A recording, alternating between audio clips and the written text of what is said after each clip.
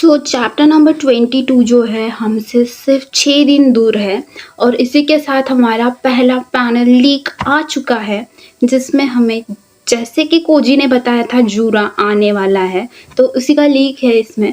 पर हमें एक्सपेक्ट किया था कि शायद वो बोरुटो के सामने आएगा, पर ये ऐसा नहीं हुआ। वो सीधा मित्सुकी के सामने आया है। तो इसका कारण क्या है, इसके लिए बहुत स्पेकुलेशंस बन चुके हैं।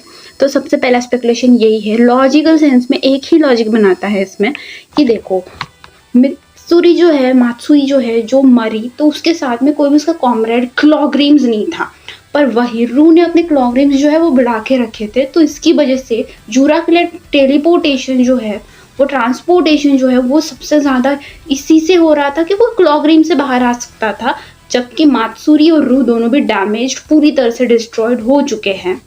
तो ये पहला सेंस बनाता है। दूसरा सेंस हमें ये बनाता है कि शायद उसने सबकी लड़ाई को देखा, तभी उसने रू और मात्सुरी की हेल्प बिल्कुल नहीं की। वो देखना चाहता था एंड तक कि क्या होता है, क्या बॉन्ड्स है। मात्सुरी को नामारू का उसने देखा, सब जो भी उनका लव पोजीशन था वो देखा, और उसी के साथ उसने इनोजिन और हिमावारी का भी देखा, जिसके बाद ही वो इस कंक्लूजन पे पहुंचा था कि लव सबसे बड़ी डेंजर चीज़ है। पर जब उसने मांगी कि उस शारिंगान की हेल्प से साडा को, रू को डिस्ट्रॉयड करते हुए देखा, वो भी एक कपल ऑफ सेकंड में, तब उसे लगा कि नहीं, ये चीज़ अपोजिट भी हो सकती है, पावर की यूज में भी। इस चीज़ का प्रूफ जो है वो साडा ने दिया है। तक जो है उसने हिस्ट्री की बुक्स तो जान मारी होगी, उसे पता है उचिया की हिस्ट्री क्या है, और उसे पता है कि मांगी के शारिंगान कितनी बड़ी चीज़ है।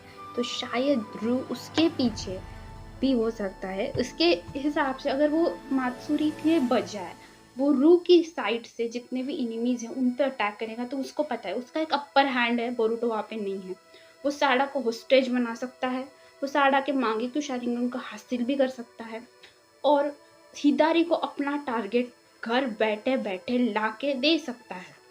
और इसी के साथ बोर्डो के सामने बहुत बेट्स लग सकता है कि तुम अपना सब कुछ, अपने जो भी है वो सब कुछ हमें रिवील कर दो, या फिर हम साडा को मार देंगे।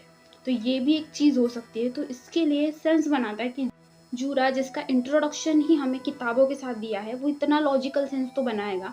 तो जिसकी वजह से ये सरप्राइज की तरह पैनल निकला है कि जूरा जो है वो बोरुटो के सामने ना आके मित्सुकी के सामने आया है, और आगे का चैप्टर बहुत फायर होने वाला है। देखो, चैप्टर नंबर 21 ने बहुत बवाल मचाया था, तो 22 जो है वो पीक पे होना चाहिए, तभी इस मांगा की हाइप होगी, क्योंकि चैप्टर नंबर 17 से बहुत स्लो डाउन जा रही है मांगा, जो 20 और 21 पे आके बहुत पीक पे गई, अभी फिर से स्लो डाउन जाएगी। तो ये आर्क तो जैसे पूरा सर पे बैठ गया है, मतलब ये खत्म होना चाहिए, अभी बहुत हो गया है।